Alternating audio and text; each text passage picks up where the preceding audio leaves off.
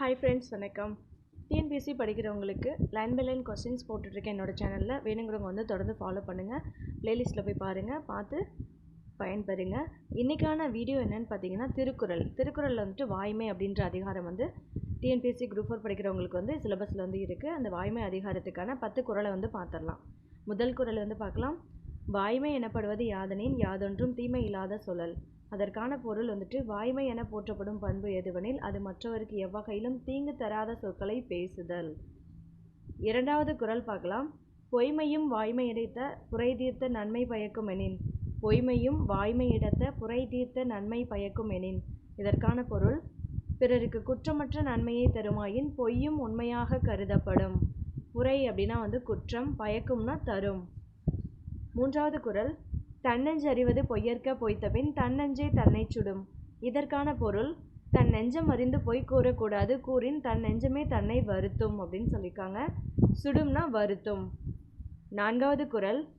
உள்ளத்தால் பொய்யாதொழுகின் உலகத்தார் உள்ளத்துள் எல்லாம் உளன். இதற்கான பொருள், ஒருவர் தன் உள்ளம் அறிய பொய்யில்லாமல் நடப்பானானால் அத்தகையவன் உலகத்தார் உள்ளங்களில் எல்லாம் இருப்பவன் ஆவான். ஐந்தாவது குறள். மனத்தொடு வாய்மை மொழியின் தவத்தொடு தானம் செய்வாரின் தலை. மனத்தொடு வாய்மை மொழியின் தவத்தொடு தானம் செய்வாரின் தலை.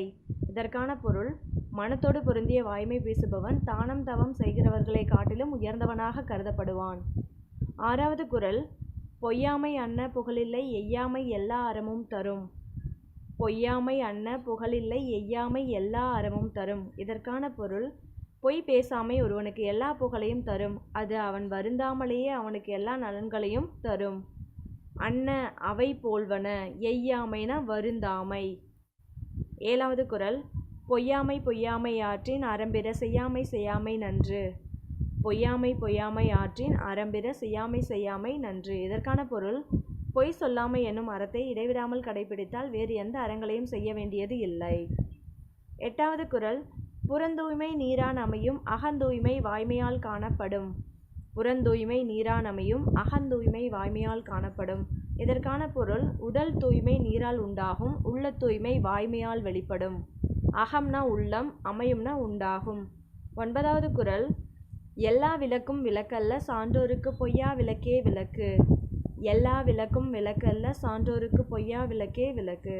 இதற்கான பொருள், சான்றோருக்கு புறையிருளை நீக்கும் விளக்குகளை விட அகத்தின் இருளை நீக்கும் பொய் பேசாமையே உண்மையான விளக்காகும். பத்தாவது குறள். யாமையா கண்டவற்றுள் இல்லை எனைத்தொன்றும் வாய்மையின் நல்ல பிற. யாமையா கண்டவற்றுள் இல்லை எனைத்தொன்றும் வாய்மையின் நல்ல பிற. இதற்கான பொருள், யாம் உண்மையாக கண்ட பொருள்களுள் எவ்வகையிலும் உண்மையினை சிறந்தவையாக சொல்லத்தக்கவை வேறில்லை அப்படின்னு சொல்லியிருக்காங்க. இதற்கான ஆசிரியர் குறிப்பு வந்து, திருக்குறளை இயற்றியவர் திருவள்ளுவர். சுருங்க சொல்லி விளங்க வைப்பதில் வல்லவர் யாருன்னு பார்த்தீங்கன்னா திருவள்ளுவர் தான்.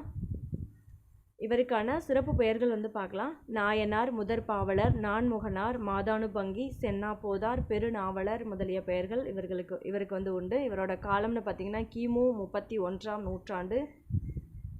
திருக்குறள் வந்து குறள் வெண்பாக்களால் அமைந்த நூல். இது வந்துட்டு திரு எனும் அடைமொழி பெற்று திருக்குறள் என வழங்கப்படுகிறது. இந்நூலில் வந்துட்டு முப்பெரும் பிரிவுகள் கொண்டது. அறத்துப்பால், இன்பத்துப்பால், பொருட்பால் எனும் முப்பெரும் பிரிவுகளை கொண்டது. இதில் வந்து 133 அதிகாரங்கள் இருக்குது. ஒவ்வொரு அதிகாரத்துக்கும் 10 குறட்பாக்கள் வீதம் 1330 குறட்பாக்கள் வந்து இருக்குது. இது வந்து 14 கீழ்கணக்கு நூல்களில் ஒன்று தான் அந்த திருக்குறள். திருக்குறள் வந்து உலகம் ஏற்கும் கருத்துக்களை கொண்டு உள்ளதால் உலக பொதுமறை என வழங்கப்படுகிறது. திருக்குறள் வந்து உலகம் ஏற்கும் கருத்துக்களை கொண்டுள்ளதால் உலக பொதுமறை என வழங்கப்படுகிறது. இது தமிழ் மொழியில் உள்ள அறநூல்களுள் முதன்மையானது. இந்நூலே வந்துட்டு 107 மொழிகளில் மொழிபெயர்க்கப்பட்டுள்ளது அப்படின்னு சொல்கிறாங்க. மனிதன் மனிதனாக வாழ மனிதன் மனிதனுக்கு கூறிய அறிவுரை தான் திருக்குறள் அப்படின்னு சொல்லியிருக்காங்க. இது வந்து பாக்ஸ் கொஸ்டின், இதையும் பார்த்து வச்சுக்கோங்க. அடுத்தது கீழே கோடிட்டு இடம் பார்க்கலாம். குறள் வெண்பாக்களால் ஆன நூல் வந்துட்டு டேஷ்னு கொடுத்துருக்காங்க. திருக்குறள். திருக்குறளில் டேஷ் அதிகாரங்கள் உள்ளது. 133 அதிகாரங்கள். உலகம் ஏற்கும் கருத்துக்களை கொண்டுள்ளதால் திருக்குறள் டேஸ் என வழங்கப்படுகிறது. உலக பொதுமறை என வழங்கப்படுகிறது. கோடிட்ட இடத்தை வந்து நிரப்புக பார்க்கலாம். உடலை நீர் தூய்மை செய்யும், உள்ள தூய்மையால் வெளிப்படுவது வாய்மை. வாய்மை எனப்படுவது யாதெனில் டேஸ். தீங்கு தராத சொற்களை பேசுதல். மற்றவர்களுக்கு தீங்கு தராத சொற்களை பேசுதல். ஆப்ஷன் 1. இப்போ திருக்குறளில் எல்லாமே பார்த்தாச்சு.